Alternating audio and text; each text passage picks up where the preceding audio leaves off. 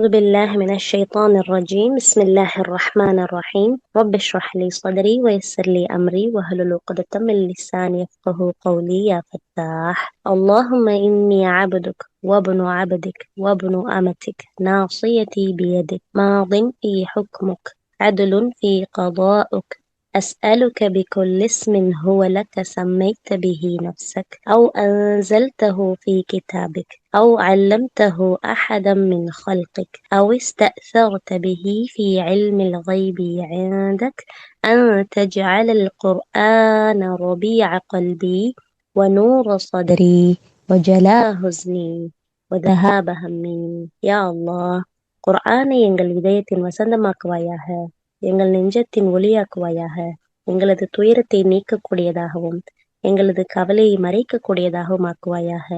ஆமீன். أعوذ بالله من الشيطان الرجيم. بسم الله الرحمن الرحيم. وإن منهم لفريقا يلوون ألسنتهم بالكتاب لتحسبوه من الكتاب وما هو من الكتاب ويقولون هو من عند الله وما هو من عند الله ويقولون على الله الكذب وهم يعلمون.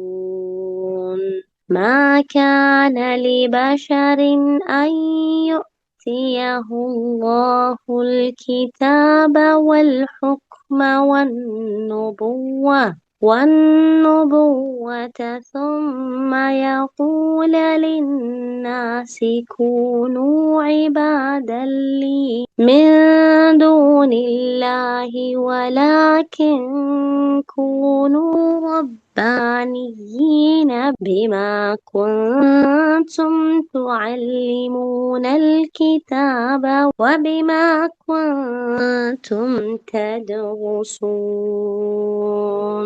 ولا يأمركم أن تتخذوا الملائكة والنبيين أربابا أيأمركم بالكفر بعد إذ أنتم مسلمون.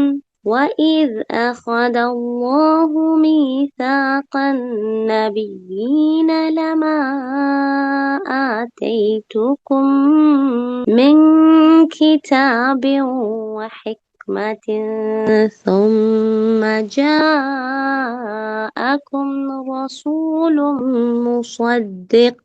مصدق لما معكم لتؤمنن به ولتنصرنه قال أقررتم وأخذتم على ذلكم إصري قالوا أقررنا قال فاشهدوا وأنا معكم من الشاهدين.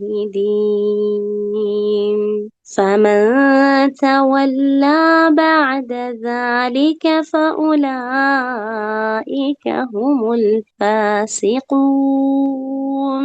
أفغير دين الله يبغون وله أسلم من في السماوات والأرض طوعا وكرها وإليه يرجعون. صدق الله العظيم.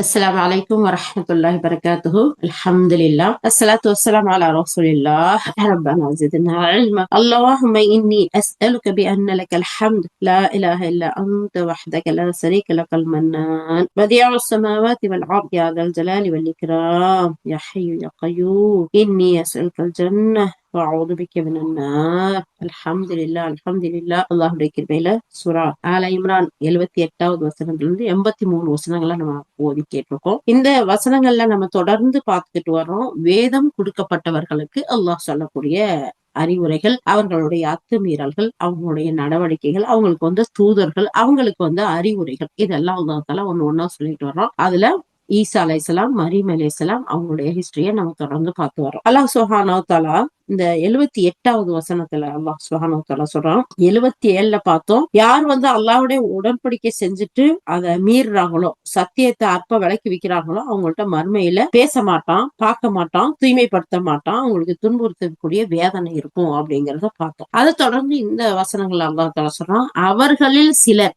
இப்படியும் இருக்கிறார்கள். இனி எப்படி எல்லாம் இருக்கிறாங்க? வேதத்தை படிக்கும் போது தன்னுடைய நாவுகளை அவர்கள் சுழற்றுகிறார்கள். அவர்கள் படிக்கின்ற யாவும் வேதத்தில் உள்ளவையே என்று நீங்கள் எண்ணிக்கொள்ள வேண்டும் என்பதற்காக. சோ வேதத்துல இருக்கிற மாதிரி நாக்க வளைச்சு வளைச்சு சொல்லிட்டு படிக்கிறாங்க. ஆனா அவங்க படிக்கிறதுல வேதத்துல உள்ளது இல்ல. நீங்க வேதத்துல இருக்குதுன்னு நினைக்கணுங்கிறதுக்காக அவங்க அப்படி படிக்கிறாங்க. உண்மையாதனில் அவர்கள் படிப்பவை வேதத்தில் உள்ளவை அல்ல. தாங்கள் படிக்கின்ற இவை யாவும் இறைவனிடமிருந்து வந்தவை என்று அவர்கள் கூறுகிறார்கள். ஆனால் அவை உண்மையில் இறைவனிடமிருந்து வந்தவை அல்ல. அவர்கள் அறிந்து கொண்டே அல்லாஹ்வின் மீது பொய்யை புனைந்துரைக்கிறார்கள். அல்லாஹ் சுப்ஹானஹு வ தஆலா 78வது வசனத்துல வேதக்காரர்கள் வேதத்தை எப்படி மாற்றினாங்க, மக்கள் எப்படி நினைக்கணும்னு நினைச்சாங்க, அது அல்லாஹ்வே டைரக்டா மறுத்து சொல்லி காட்டுறான். அது வேதத்துல உள்ளது இல்ல. அப்ப இந்த வேதக்காரர்களான யூதர்கள் வேதத்துல செஞ்ச குளறுபடிகள், அதுல மாத்தின விஷயங்களை அல்லாஹ் மக்களுக்கு, பொதுமக்களுக்கு, உலக மக்களுக்கு இத பூரா எடுத்து சொல்றான் பாருங்க அப்படின்னு சொல்லி. அவர்கள் ஒரு பிரிவினர் இந்த வேத வார்த்தைகளை அவற்றுக்குடைய இடங்கள்ல இருந்து வேற இடங்களுக்கு மாத்துனாங்க. அல்லாஹ்வுடைய வசனங்களை திரிச்சாங்க, அவங்க இஷ்டத்துக்கு மாத்துனாங்க. அவற்றின் உண்மைத்தன்மையான கருத்துக்களை மறைக்கிறாங்க. இவ்வாறு இடமாற்றம் செய்யப்பட்ட, மாற்றி அமைக்கப்பட்ட, மறைக்கப்பட்ட அனைத்தும் அல்லாஹ்வின் வேதத்தில் அப்படியே இடம்பெற்றிருக்குது. இத பாமர மக்களை, சாதாரண மக்களை, வேதத்தை படிக்காத மக்களை நம்ப வைக்கணுங்கிறது தான் அவங்களுடைய நோக்கம். இது அல்லாஹ்வே டைரக்டா இந்த வசனத்துல சொல்றான். உண்மையிலே இது அல்லாஹ்வின் மீது பொய் சொல்றது. இப்படி பொய் சொல்றாங்களே, இப்படி இட்டு கட்டுறாங்களே அப்படிங்கிற அந்த விஷயம், பொய் சொல்றோங்கிறதும் இட்டு கட்டி சொல்றதுங்கிறதும் அவங்க தெரிஞ்சுக்கிட்டே தான் செய்யறாங்க. அறிந்தே பாவம் செய்யறது இருக்குல்ல, அறியாமல் பாவம் செய்யறத தெரிஞ்சு வருந்தி தௌபா செஞ்சா அல்லாஹ் மன்னிக்கிறான். தெரிஞ்சுக்கிட்டே பாவம் செஞ்சா அல்லாஹ் பாதுகாக்கணும். அப்ப இதனால்தான் அல்லாஹ் சுப்ஹானஹு வ தஆலா அல்லாஹ்வின் மீது பொய்யுரைக்கிறாங்கன்னு இந்த வசனத்துல, இந்த 78வது வசனத்துல அல்லாஹ் சுப்ஹானஹு வ தஆலா சொல்றான். அது மட்டும் இல்ல, இந்த வேதத்தோட கருத்தை அல்லாஹ் சுப்ஹானஹு வ தஆலா எப்படிப்பட்ட கருத்தை சொன்னானோ அதை அப்படி பிரிச்சு சொல்றாங்க. இத பத்தி சுப்ஹானல்லாஹ் இப்னு அப்பாஸ் ரலியல்லாஹு சொல்லும் போது அதை அப்படியே மாத்துறாங்க. அதாவது அல்லாஹ்வுடைய வசனங்களை மாற்றுறாங்கங்கிறாங்கல்ல, அது அப்படி அதுக்கு என்ன மீனிங்னா, உண்மைக்கு புறம்பா அல்லாஹ் உண்மையை எதை சொல்லியிருக்கானோ அதுக்கு மாற்றமா விளக்கம் தர்றாங்க அப்படிங்கிற கருத்தையே சொல்றாங்க. இந்த விஷயத்தை பத்தி புகாரி ஷரீஃப்ல 7553வது வசனத்துல நம்ம பார்க்கலாம். அதாவது புகாரி ஷரீஃப்ல ஹதீஸ் நம்பர். அப்ப இவ்வளவுலாம் எதுக்காக சொல்றாங்க அப்படின்னு சொன்னா, வேதக்காரர்கள் அவங்க இஷ்டத்துக்கு, அவங்களுடைய மனோ இச்சைக்கு கட்டுப்பட்டு, அவங்க இந்த உலக ஆதாயத்துக்கு அவங்க என்ன செஞ்சுட்டாங்க, அல்லாஹ்வுடைய வசனங்களை மாத்துனாங்க. அவங்க விருப்பத்துக்கு கருத்துக்களை சொன்னாங்க.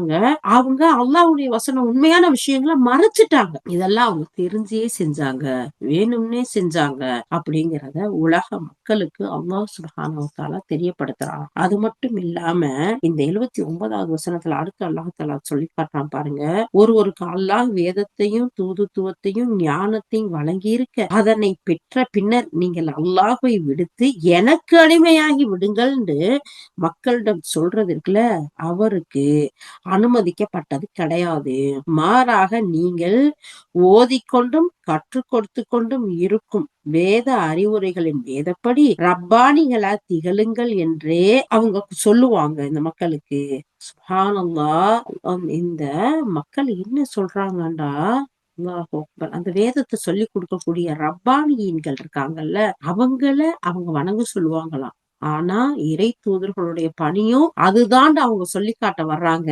ஆனா அது கிடையாது. இறை தூதர்கள் இறைவனுடைய வேதத்தையும் ஞானத்தையும் கற்றுக் கொடுப்பாங்களே தவிர மக்களை அவங்கள வணங்குறதுக்கு சொல்லவே மாட்டாங்க அப்படிங்கறதையும் இந்த வசனத்தின் மூலமா சொல்றான். அடுத்து 80வது வசனம் பாருங்க. வானவர்களையோ இறை தூதர்களையோ உங்கள் கடவுள்களை ஆக்கி கொள்ளும்படி உங்களுக்கு ஒருபோதும் அவர்கள் கட்டளையிட மாட்டார். நீங்க வானவர்களை வணங்குங்க, இறை தூதர்களை வணங்குங்க அப்படின்னு ஒரு நாள் அவங்க சொல்ல மாட்டாங்க. நீங்க முற்றிலும் இறைவனுக்கு பணிந்து விட்ட பிறகு, அதாவது முஸ்லிம்களாய் ஆனதுக்கு பின்னாடி நிராகரிக்கும் போக்கை மேற்கொள்ளும்படி ஒரு நபி உங்களுக்கு கட்டளையிடுவாரா என்ன? ஒரு நபியா இருந்து அல்லாஹுவை பத்தி அவனுடைய அழகான செய்தியை பத்தி சொல்லிட்டு அல்லாஹுக்கு நிராகரிக்கும் போக்க சொல்லி கொடுப்பாரா? ஒரு நாள் சொல்ல மாட்டார். அல்லாஹ் தாலா 79 80வது வசனத்துல அல்லாஹ் சுப்ஹானஹு வ தஆலா இப்படி கேட்கலாம். இது ஏன் இப்படி அப்படின்னு சொன்னா, இந்த வசனத்துக்கு இப்னு அப்பாஸ் ரலியல்லாஹு விளக்கம் சொல்றாங்க. நஜ்ரான் நகரத்தை சேர்ந்த ஒரு கிறிஸ்தவ பாதிரியார்கள், அந்த மத குருமார்கள், யூத குருமார்கள் இருக்காங்கல்ல, அவங்க அல்லாஹ்வுடைய தூதர் ஸல்லல்லாஹு அலைஹி வஸல்லம் அவங்கள்ட்ட வர்றாங்க. அப்படி அவங்க சில விஷயங்களை பேச வரும்போது அல்லாஹ்வுடைய தூதர் ஸல்லல்லாஹு அலைஹி வஸல்லம் அவங்களுக்கு இஸ்லாத்தின் வந்துருங்க, இஸ்லாத்தை ஏற்றுக்கொள்ளுங்க அப்படின்னு சொல்லிட்டு அவங்களுக்கு அழைப்பு கொடுக்குறாங்க. அப்போ அல்லாஹ்வுடைய தூதருடைய அழகான ஒரு அப்ரோச், ஒரு பழக்கம் எப்படின்னு சொன்னா, ஒவ்வொருத்தருக்கும் இஸ்லாத்தின் பக்கம் வாங்கண்டு இஸ்லாத்தை எடுத்து சொல்றதும், ஓரிரை கொள்கை எடுத்து சொல்றதும் அவங்களுக்கு வளமையா இருக்கு. அவங்க அந்த அழைப்பு படிக்காகவே அனுப்பப்பட்டவங்க. அவங்க என்ன செய்யறாங்க, இந்த மாதிரி வந்த மத குருமார்களை, அந்த யூத குருமார்களை பார்த்து சொல்றாங்க, நீங்க இஸ்லாத்தை ஏத்துக்குங்க அப்படிங்கறத சொல்றாங்க. அப்போ பனு குரைலாவை சேர்ந்த அபூ ரபியூ அப்படிங்கிற அந்த ஒரு யூதர் கேக்குறாரு, முஹம்மதே ஸல்லல்லாஹு அலைஹி வஸல்லம், யூதர்கள் மரியமின் குமாரர் ஈசாவை வழிபடுவது மாதிரி நாங்க உங்களை வழிபடணும்னு நீங்க விரும்புகிறீரா அப்படின்னு அந்த மனிதர் கேக்குறாரு. யாரு? நஜ்ரான்ல இருந்து வந்தாங்கல்ல, அங்க இருந்து வந்த பாதிரிமார்கள்ல ஒருத்தர். அவர் சொல்றாரு, உடனே கிறிஸ்தவர்கள்ல ரிப்பீஸ் என்பவர் முதல்ல கேக்குறாரு. பனு குரைலாவை சேர்ந்த அபூ ரபியாங்கிற ஒரு யூதர் நபி ஸல்லல்லாஹு அலைஹி வஸல்லத்தை பார்த்து கேக்குறாரு, கிறிஸ்தவர்கள் மரியமின் குமாரர் ஈசாவை வழிபடுறது மாதிரி உங்களை நாங்க வழிபடணும்னு நீங்க விரும்புறீங்களான்னு. உடனே நஜ்ரான் அந்த அதுல இருந்து வந்த கிறிஸ்தவர்கள்ல ரிப்பீஸ் அப்படிங்கிறவரு, முஹம்மது, எங்கள்கிட்ட நீங்க எதை எதிர்பார்க்கறீங்க? இதற்காகவா எங்களை அழைக்கிறீங்க? அதாவது உங்களை நாங்க வழிபடணும்னு நீங்க நினைக்கிறீங்களா அப்படின்னு கேக்குறாங்க. அப்போ அல்லாஹ்வுடைய தூதர் ஸல்லல்லாஹு அலைஹி வஸல்லம் சொல்றாங்க, அல்லாஹ் அல்லாதவற்றை வழிபடுமாறு பிறருக்கு கட்டளை இடுவதிலிருந்து அல்லாஹ் நம்மை காப்பாற்றுவானாக. இதற்காக அல்லாஹ் என்னை நபியாக அனுப்பல. ஒரே ஒரு இறைவனை வணங்கணும், போரிரை கொள்கையை சொல்லணும், அந்த தூது செய்தியை எடுத்துட்டு உங்களுக்கு சொல்லக்கூடிய ஒரு அழகிய தூதரா நான் இருக்கிறேனே தவிர, எப்படி ஈசா அலைஹிஸ்ஸலாத்தை மக்கள் வணங்குறதுக்குரிய கடவுளா எடுத்துக்கிட்டாங்களோ அது மாதிரி என்னை வணங்குங்கன்னு சொல்றதுக்கா என்னை ஒரு நாளும் அல்லாஹ் அனுப்பல. அப்படி எனக்கு அல்லாஹ் ஏவவும் இல்லை, கட்டளை இடவும் இல்லை அப்படிங்கிற ஒரு செய்தியை சொல்றாங்க. முஹம்மது பின் இஸ்ஹாக் அவங்களுடைய நூல்ல எழுதுறாங்க. தப்சீர் தபரிலே இந்த செய்தி வருது. பாருங்க, அழைப்பு கொடுத்தா அந்த அழைப்பையே அவங்க திருப்பி மாத்தி எப்படி எல்லாம் பேசுறாங்கன்னு சொல்லிட்டு. சுப்ஹானல்லாஹ். அப்போ இந்த இடத்துல இமாம் இப்னு கஸீர் ரஹ்மத்துல்லாஹ் சொல்லி காட்டுறாங்க, எந்த நபியும் தன்னை வழிபடுமாறு ஒரு நாளும் அவங்களுடைய சமுதாயத்திட்ட சொன்னதே கிடையாது. தன்னை வழிபட எப்படி சொல்லுவாங்க? அவங்களே ஓரிரை கொள்கையை சொல்றதுக்காக இறைவன் தேர்ந்தெடுக்கப்பட்டு அனுப்பப்பட்ட ஒரு தூதர்களா இருக்கும் போது அவங்க எப்படி சொல்லுவாங்க?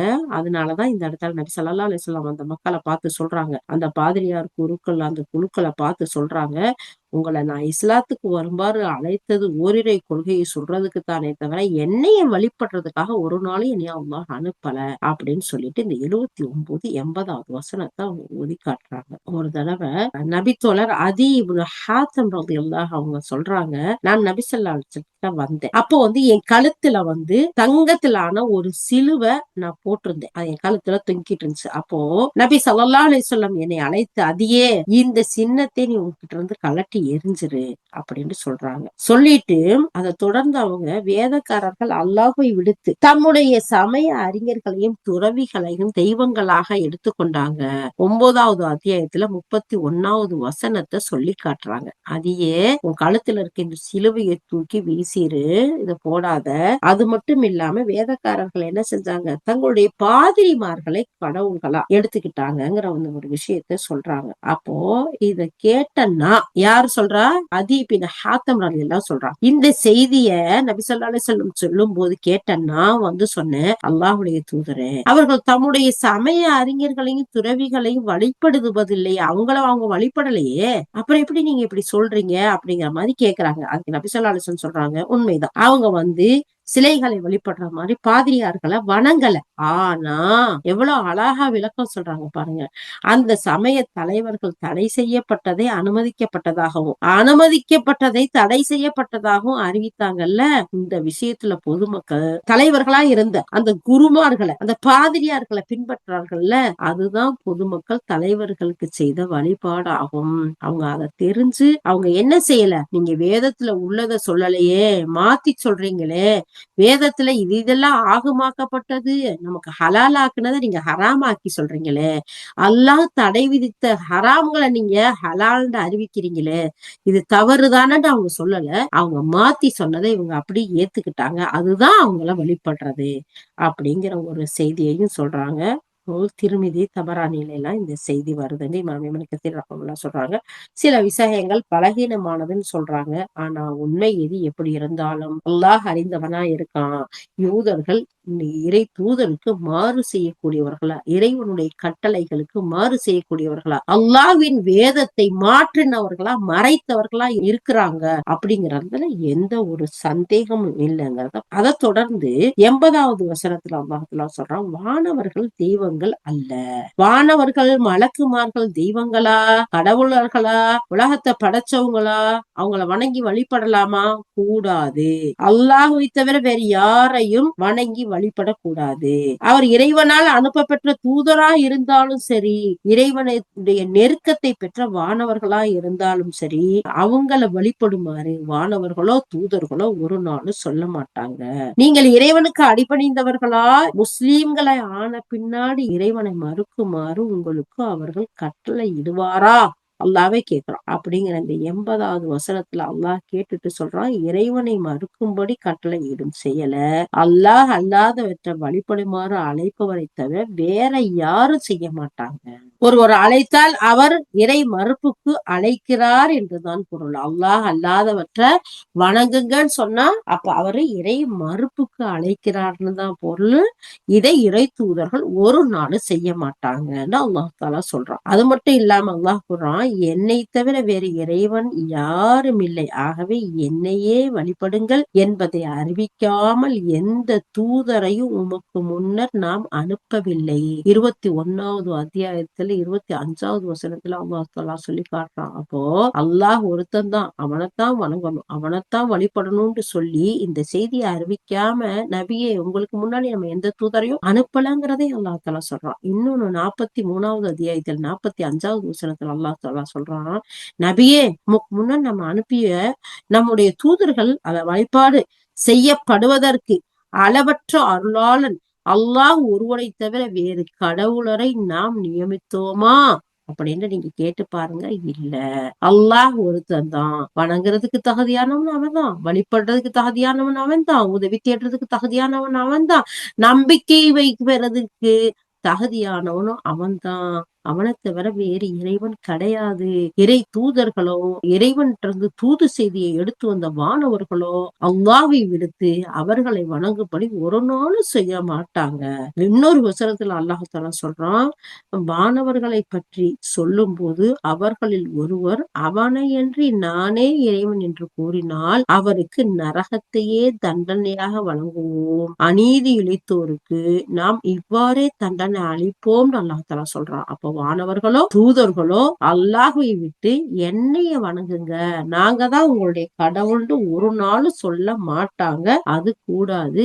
அப்படிங்கறத அல்லாஹ் சுப்ஹானஹு வ தஆலா சொல்றான். அப்போ வானவர்களை தேவதைகள்னு சொல்லி வர்ணிச்சும், அவர்களை கடவுள்னு சொல்லியும், இறை தூதர்களை கடவுள்கள் என்று சொல்வதும் உண்மைக்கு மாற்றமானது, இறைவனுடைய கட்டளைக்கு மாற்றமானது, இறை தூதர் கொண்டு வந்த செய்திக்கு மாற்றமானது, இறை வேதத்துக்கு மாற்றமானதுங்கிறத அல்லாஹ் சுப்ஹானஹு வ தஆலா டைரக்டா இந்த வசனத்துல எல்லாம் சொல்றான். அப்போ நாமளும் இந்த குர்ஆனை பத்தி படிக்கும்போது, இறை தூதருடைய பொன்மொழிகளை ஹதீஸ்களை படிக்கும்போது கூடுதல் குறைவா நம்மளுடைய மனோ இச்சைப்படி எந்த ஒரு விளக்கத்தையும் கொடுக்க கூடாது.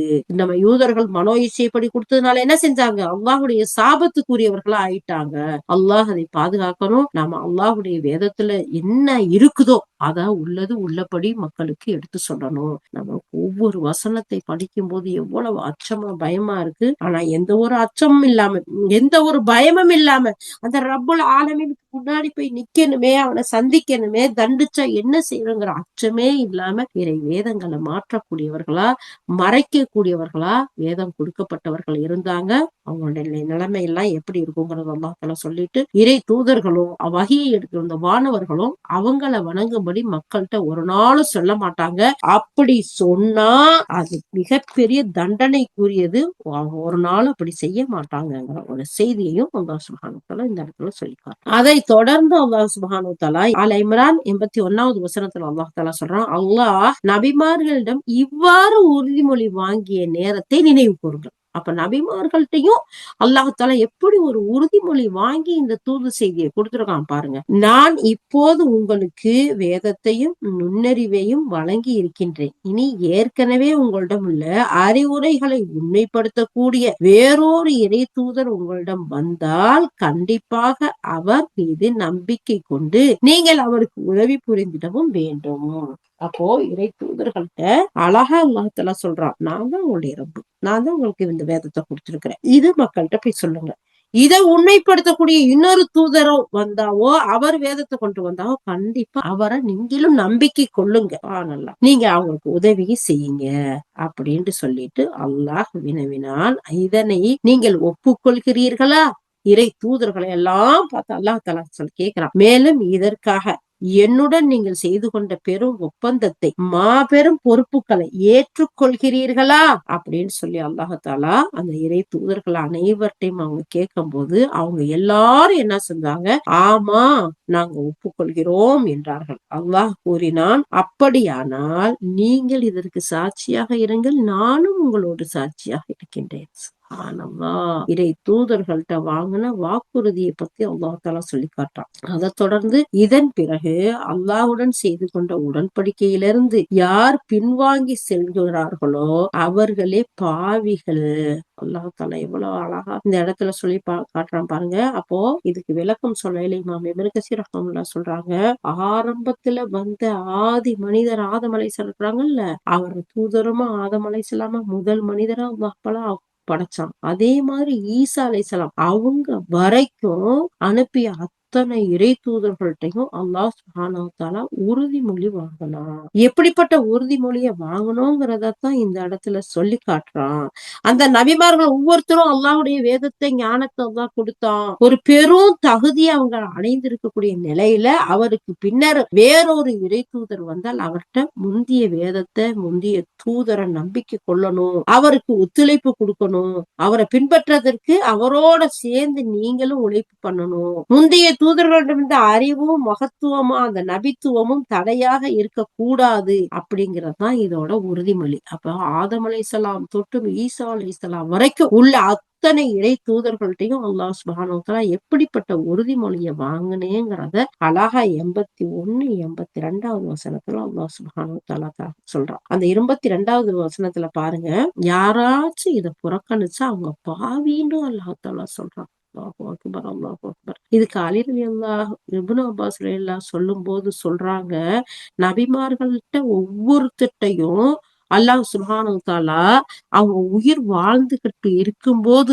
முஹம்மது நபி ஸல்லல்லாஹு அலைஹி வஸல்லம் அவங்கள நபியா அனுப்புனா அவங்க மீது நீங்க நம்பிக்கை கொள்ளணும், அவங்களுக்கு ஒத்துழைப்பு கொடுக்கணும் அப்படின்னு உறுதிமொழி வாங்காம எந்த ஒரு நபியாக இருந்தாலும் அல்லாஹ் அவங்கள தேர்ந்தெடுத்து அனுப்பல. சுப்ஹானல்லாஹ். ஆதம் அலைஹிஸ்ஸலாத்துல இருந்து அல்லாஹ் தஆலா சொல்லியிருக்கான், உங்களுக்கு இடையில மத்தியில முஹம்மதுங்கிற தூதரை நான் அனுப்புவேன், அப்படி அனுப்புனா நீங்க நம்பிக்கை கொள்ளணும் அப்படின்னு சொல்லிட்டு அவங்க எல்லார்ட்டையும் அல்லாஹ் உறுதிமொழி வாங்கினா ஈசா அலைஹிஸ்ஸலாம் வரைக்கும். அப்போ அந்த மாதிரி சுப்ஹானல்லாஹ், அல்லாஹ் அக்பர், இந்த இறுதி தூதருக்கு அல்லாஹ் எவ்வளவு பெரிய கண்ணியத்தையும் உயர்வையும் கொடுத்திருக்கான் பாருங்க. அப்ப இந்த மாதிரி அவருடைய சமுதாயத்தார் உயிரோட இருக்கும்போது முஹம்மது நபி ஸல்லல்லாஹு அலைஹி வஸல்லம் நபியாக அனுப்பப்பட்டால் அவங்களுக்கு முஹம்மது நபி ஸல்லல்லாஹு அலைஹி வஸல்லம் அவங்க மீது நம்பிக்கை கொள்ளணும், அவங்களுக்கு ஒத்துழைப்பு கொடுக்கணும், அவங்களுடைய சமுதாயத்தார்ல உறுதிமொழி வாங்கும்படி அல்லாஹ் தஆலா நபி ஸல்லல்லாஹு அலைஹி வஸல்லம் அவங்களுக்கு உத்தரவு போடுறான். சுப்ஹானல்லாஹ். இந்த இடத்துல அல்லாஹ்வுடைய தூதர் ஸல்லல்லாஹு அலைஹி வஸல்லம் சொல்றாங்க, மூசா அலைஹிஸ்ஸலாம் உயிரோட இருந்தாலும் இன்னைக்கு அவங்களுடைய தௌராவையும் அவங்களுடைய எல்லாத்தையும் தூக்கி வச்சுட்டு என்னத்தான் நம்பிக்கை கொள்ளணும், இந்த ஃபுர்கான் தான் அவங்களுக்கு வேதம். சுப்ஹானல்லாஹ். இந்த மாதிரி ஒவ்வொரு தூதர்ட்டையும் அல்லாஹ் தஆலா உறுதிமொழி வாங்கின ஒரு விஷயத்த அல்லாஹ் தஆலா சொல்றாங்க. இன்னொரு ஹதீஸ்ல இந்த இடத்துல சொல்லும் போது தூதர் மூசா அலைஹிஸ்ஸலாம் அவங்க இப்ப உயிரோடு இருந்தாலும் அவங்களும் என்னையத்தான் பின்பற்றணும், அதை தவிர அவங்களுக்கு வேற வழியே இல்லைன்னு நபி ஸல்லல்லாஹு அலைஹி வஸல்லம் சொன்னாங்க அப்படிங்கிற செய்தி அத்துருல் மன்சூர்ல பதியப்பட்டிருக்குன்னு இமாம் இப்னு கஸீர் ரஹ்மத்துல்லாஹி இந்த இடத்துல கொடுக்குறாங்க. அப்ப இறை தூதர்கள் ஒவ்வொருத்தட்டையும் அல்லாஹ் சுப்ஹானஹு வ தஆலா எப்படிப்பட்ட உறுதிமொழியை வாங்கி இந்த துனியாவுக்கு அனுப்புனா, இறை தூதர் கடைசி தூதருக்கு எவ்வளவு பெரிய கண்ணியத்தை அல்லாஹ் கொடுத்தான் அப்படிங்கிறத இந்த இடத்துல அல்லாஹ் சொல்றான். அதனால அவர்களை தவிர வேற யாருக்குமே அல்லாஹ் சுப்ஹானஹு வ தஆலா எல்லா தூதர்லயும் இறுதி தூதரான முஹம்மது நபி ஸல்லல்லாஹு அலைஹி வஸல்லத்துக்கு எவ்வளவு பெரிய அந்தஸ்தை, எவ்வளவு பெரிய மகிமையை, மகத்துவத்தை அல்லாஹ் தஆலா கொடுத்திருக்காங்க இந்த இடத்துல சொல்றாங்க. அதனாலதான் நபி ஸல்லல்லாஹு அலைஹி வஸல்லம் அவங்க மெஹ்ராஜ் பயணத்துக்கு அழைத்து செல்லப்பட்ட போது அவங்க என்ன செய்யறாங்க, அந்த மக்காவுல இருந்து பைத்துல் முகத்தஸ் போறாங்கல்ல, அந்த ராத்திரியில அங்க இருந்த நபிமார்கள் அனைவருக்கும் இமாமா தலைவரா இருந்து அவங்க தொழுவிக்கிறாங்க. அவங்க கீழே அத்தனை பேரும் தொழுதாங்க அப்படிங்கிற அந்த செய்தியையும் நம்ம அந்த மெஹ்ராஜ் பயணத்தோட அந்த செய்தியை பார்த்தா நம்ம பாக்குறோம். அப்போ இதுல இருந்து அல்லாஹ் சுப்ஹானஹு வ தஆலா அவங்களுக்கு எவ்வளவு பெரிய மகத்துவத்தை கொடுத்திருக்கான். அது மட்டும் இல்லாம மறுமையிலையும் அடியார்களுடைய தீர்ப்பு வழங்க அல்லாஹ் சுப்ஹானஹு வ தஆலா வரும்போது அந்த மஹ்ஷர் பெரிய வழியில அல்லாஹ்வுடைய தூதருக்கு அல்லாஹ் எவ்வளவு பெரிய சிறப்பை கொடுக்குறான்டா. ஒவ்வொரு மக்களும் ஒவ்வொரு தூதர்கள்ட்டையும் போய் ரெக்கமெண்ட்க்கு கேட்பாங்க, பரிந்துரை செல்ல கேட்பாங்க, யாருக்கும் முடியாது. அப்போ அல்லாஹ்வுடைய தூதரான முஹம்மது நபி ஸல்லல்லாஹு அலைஹி வஸல்லத்துக்கு அல்லாஹ் அந்த பாக்கியத்தை கொடுக்குறான். மகாமே மஹமூதுங்கிற அந்த ஒரு தனி ஒரு சிறப்பை கொடுக்குறான். இந்த பரிந்துரை செய்யக்கூடிய தகுதியில அனைத்து இறை தூதர்களும் ஒருத்தரா விலகி போய் கடைசியில நபி ஸல்லல்லாஹு அலைஹி வஸல்லம் அவங்கள்ட்ட வந்து சேரும்போது அவங்க மட்டும்தான் அந்த தனி சிறப்பை பெற்றவர்களா இருக்கிறாங்க. அல்லாஹ்வுடைய சாந்தியின் சமாதானமா அவர்கள் மேல நிலவட்டுமாக என்று சொல்லி இந்த இடத்துல இமாம் இப்னு கஸீர் ரஹ்மத்துல்லாஹி அழகான முறையில நமக்கு விளக்கம் கொடுக்குறாங்க. அந்த அளவுக்கு உயர்ந்த ஒரு அந்தஸ்தை அல்லாஹ் சுப்ஹானஹு வ தஆலா இறுதி தூதரான நம்முடைய தூதர் முஹம்மது நபி ஸல்லல்லாஹு அலைஹி வஸல்லம் அவங்களுக்கு கொடுக்குறான். அப்படிப்பட்ட தூதரையும் நிராகரிக்கக்கூடிய மக்களா யார் இருந்தாங்க? வேதம் கொடுக்கப்பட்டவர்கள் இருந்தாங்க, யூதர்கள் இருந்தாங்க, கிறிஸ்தவர்கள் இருந்தாங்க. அவர்களில் சிலர் அல்லாஹ்வை நம்பிக்கை கொண்ட சிலரை தவிர அப்படிங்கிற செய்தியை பார்ப்போம். அதை தொடர்ந்து அல்லாஹ் சுப்ஹானஹு வ தஆலா 83வது வசனத்துல சொல்றான், இனி அல்லாஹ்வுக்கு கீழ்ப்படிந்து நடக்கும் தீனை, அதாவது வாழ்க்கை நெறியை விட்டு வேறொரு வாழ்க்கை நெறியா இவர்கள் விரும்புகிறார்கள். உண்மை என்னவெனில் வானங்கள் பூமி ஆகியவற்றில் உள்ள அனைத்தும் விரும்பியோ விரும்பாமலோ அந்த அல்லாஹ்வுக்கு கீழ்ப்படிந்த முஸ்லிம்களா இருக்கின்றன. மேலும் அவனிடமே அவர்கள் அனைவரும் திரும்ப வேண்டியவர்களா இருக்கிறார்கள். சுப்ஹானல்லாஹ். அல்லாஹ் சுப்ஹானஹு வ தஆலா எல்லாமே அல்லாஹ்வுக்கு கீழ்ப்படியக்கூடியதா இருக்கு. வானமா இருந்தாலும் சரி, பூமியா இருந்தாலும் சரி, அத்தனையும் அவனுக்கு கீழ்ப்படிந்து முஸ்லிமா இருக்கான். சுப்ஹானல்லாஹ். வானம் முஸ்லிம், பூமி முஸ்லிம், ஒவ்வொன்றும் அல்லாஹ்வுக்கு அடிபணியுது, கீழ்ப்படியுது. ஆனா மறுக்கக்கூடியவர்கள் யாரா இருக்கிறாங்க? அல்லாஹ் பாதுகாக்கணும், அல்லாஹ் பாதுகாக்கணும் இந்த மனிதர்கள். அதுலயும் அல்லாஹ்வை புறக்கணிக்கக்கூடியவர்களா, நிராகரிக்கக்கூடியவர்களா இருக்கிறாங்க. இதுலயும் முன்னாடி வேதம் கொடுக்கப்பட்ட மக்கள்லயும் அவங்க இருக்கிறாங்கங்கிற செய்திய நம்ம இங்க பாக்குறோம். அதனாலதான் அல்லாஹ் சுப்ஹானஹு வ தஆலா சொல்றான், வானம் மற்றும் பூமியில் உள்ளவர்கள் ஒவ்வொருவரும் விரும்பியோ விரும்பாமலோ அல்லாஹ்வுக்கு சிரம் பண்ணுகிறார்கள். 13வது அத்தியாயத்துல 15வது வசனம். இன்னொரு வசனத்துல அல்லாஹ் தஆலா சொல்றான், வானம் மற்றும் பூமியில் உள்ள உயிரினங்கள் யாவும் அல்லாஹ்வுக்கு சிரம் பண்ணுகின்றன. சுப்ஹானல்லாஹ். பாத்தீங்களா, வானதும் பூமி சேர்த்து அது உள்ள அத்தனையுமே அல்லாஹ்வுக்கு சிரம் பண்ணுகிறன, அத்தனையுமே முஸ்லிம்களா கீழ்ப்படியக்கூடியதா இருக்குங்கிறத அல்லாஹ் தஆலா சொல்றான். அது மட்டும் இல்ல, வானவர்களும் சிரம் பண்ணுகிறார்கள். அவர்கள் ஆணவம் கொள்வதில்லை. தமக்கு மேலே இருக்கின்ற இறைவனுக்கு அவர்கள் அஞ்சுகின்றார்கள். தமக்கு இடப்படுகின்ற கட்டளைகளை செயல்படுத்துகிறார்கள். 16வது அத்தியாயத்துல 49, 50வது வசனமா இப்படி இருக்கக்கூடிய செய்தியா அல்லாஹ் சுப்ஹானஹு வ தஆலா சொல்றான். அப்ப பாத்தீங்களா, வானமும் அல்லாஹ்வுக்கு அடிபணியுது, பூமியும் அல்லாஹ்வுக்கு அடிபணியுது. அதில் உள்ள பொருள்கள், வஸ்துக்கள் அனைத்தும் அல்லாஹ்வுக்கு கீழ்ப்படிந்து முஸ்லிம்களா இருக்குது. வானவர்களும் அல்லாஹ்வுக்கு அடிபணியக்கூடியவர்களா இருக்கிறாங்க. அல்லாஹ் சுப்ஹானஹு வ தஆலா இந்த இடத்துல சொல்றான், இந்த 83வது வசனத்துல, வானம் மற்றும் பூமியை படைத்தவன் யார் என்று இணை வைப்பார்களாகி அவர்களிடம் நபியே நீங்கள் கேட்டால் நிச்சயமா உறுதியா அவர்கள் அல்லாஹ் தான் சொல்வாங்க.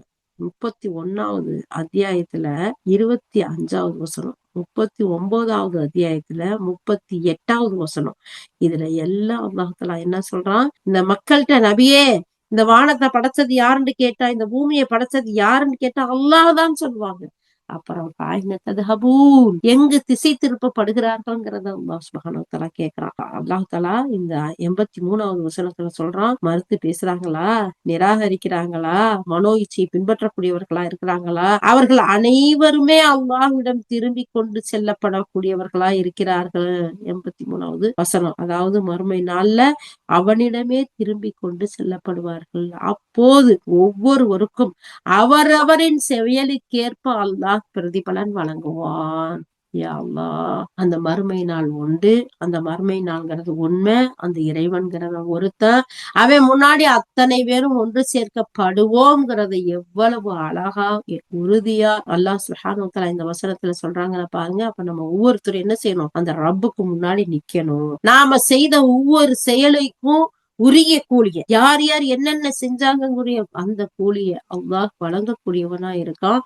வேற வேற வசனங்கள் எல்லாம் நம்ம பார்த்தோம் இல்லையா, அல்லாஹ் நீதியாளன், யாருக்கும் அநியாயம் செய்ய மாட்டான். கல்புல நன்மை செய்யறேன் நினைச்சாலே நன்மையை கொடுக்கக்கூடியவன். அத சுப்ஹானல்லாஹ் செயல்படுத்தினா அந்தந்த நிய்யத்துக்கு தகுந்த மாதிரி 10, 70, 700 ரெட்டிப்பா பல மடங்கா கணக்கே இல்லாம கூலி கொடுக்கக்கூடியவனா இருக்கான். ஆனா அதே நேரத்துல ஒரு பாவத்தை செய்யறோம்னு நினைச்சா கூட அல்லாஹ் எழுதுறதில்ல. செஞ்சா மட்டும் ஒரு பாவத்துக்கு ஒரு தீமை தான் அல்லாஹ் பதிவு சொல்றான். அப்பேற்பட்ட கருணையாளன், அப்பேற்பட்ட விசாலமானவன், அப்படிப்பட்ட ரஹ்மான். இந்த ரஹ்மான் எப்படிப்பட்டவன்டா, இந்த துனியாவுல இந்த உலகத்துல தன்னை நிராகரிக்க கூடியவர்களுக்கும் கிருபை செய்யக்கூடியவன் தான் ரஹ்மான். ஆனா மறுமையில யார் தன்னை நம்பிக்கை கொண்டாங்களோ, தனக்கு கட்டுப்பட்டு வாழ்ந்தாங்களோ அவர்களுக்கு அவங்களுக்குரிய பிரதிபலனை கொடுக்கக்கூடியவன் தான் ரஹீம். நம்பிக்கை செய்தவர்களுக்கு மட்டும் பிரத்யேகமாக உதவி செய்யக்கூடியவன். இப்போ இந்த வசனங்களை எல்லாம் நம்ம பார்க்கும்போது அல்லாஹ்க்கு முன்னாடி நிக்கணும். அவன் நம்மள கேள்வி கேட்பான். வேற யார் நம்மள இங்க கேட்டா என்ன, கேட்காட்டி என்ன, நமக்கு அதை பத்தி கவலை இல்லை. நம்ம ஒவ்வொருத்தரும் அந்த ரப்புக்கு முன்னாடி போய் நிக்கணும். அவன் நம்ம எல்லாரையும் ஒண்ணு சேர்ப்பான். அப்ப கேட்பான். கேட்டா அழகான முறையில பதில் சொல்லக்கூடியவர்களா இருக்கணுங்கிற சிந்தனையோட வாழக்கூடியவர்களா, அல்லாஹ்வுடைய வேதத்தை படித்து அதன்படி அமல் செய்யக்கூடியவர்களா, அதை அழகிய முறையில் பிறருக்கு எத்தி வைக்கக்கூடியவர்களா இருக்கணும். இந்த வசனங்கள் மறுத்து பேசக்கூடிய யூதர்களுக்கும் கிறிஸ்தவர்களுக்கும் எப்படிப்பட்ட நிலைமைக்கு ஆளானாங்கிற ஒரு விஷயத்தையும் அல்லாஹ் சுப்ஹானஹு வ தஆலா சொல்றான். அந்த மறுக்கக்கூடிய காஃபிர்கள்ல இருந்து, இறை நிராகரிப்பாளர்கள் இருந்து யா அல்லாஹ் எங்கள் அனைவரையும் பாதுகாப்பாயாக. உனக்கு கட்டுப்பட்டு வாழக்கூடிய உண்மை முஃமின்களாக யா அல்லாஹ் எங்கள் அனைவரையும் ஆக்கி தக்வாவோடு இஹ்லாஸோடு அமல் செய்து உன்னுடைய பொருத்தத்தை, உன்னுடைய மஃபிரத்தை பெறக்கூடிய பாக்கியவான்களாக எங்கள் அனைவரையும் ஆக்கி அருள் புரிவாயாக. வாஹிரு தஅவானா அல்ஹம்துலில்லாஹி ரப்பில் ஆலமீன். சுப்ஹானல்லாஹி பிஹம்திஹி சுப்ஹானக அல்லாஹும்ம பிஹம்திக نشهد أن لا إله إلا أنت نستغفرك ونتوب إليك. سبحان ربك رب العزة عما يصفون والسلام على المرسلين والحمد لله رب العالمين. السلام عليكم ورحمة الله وبركاته.